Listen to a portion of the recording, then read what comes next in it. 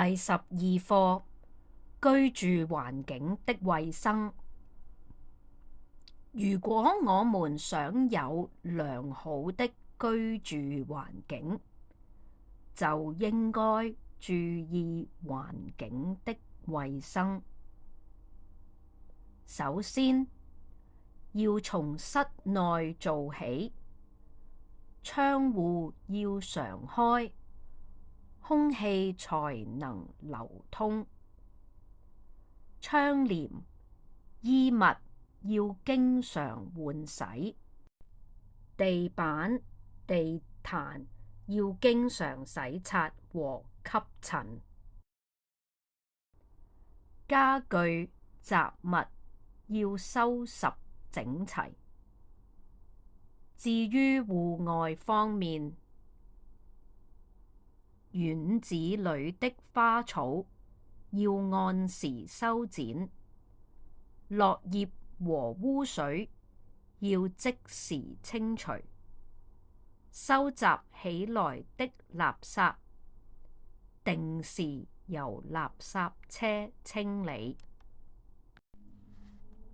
如果我們平時勤打掃，多注意衛生，就會有良好的居住環境，可以過健康、舒適的生活。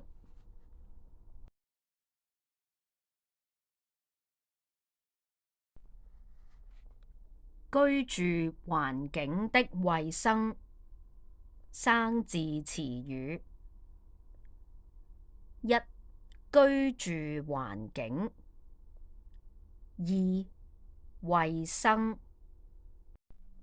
三、良好；四、注意；五、首先；六、室內；七、窗戶；八、流通；九、窗簾；十、換洗；11、地板；12、地毯；13、洗擦；14、吸塵；15、家具；16、雜物；17、收拾；18、整齊；19、至於；20、戶外。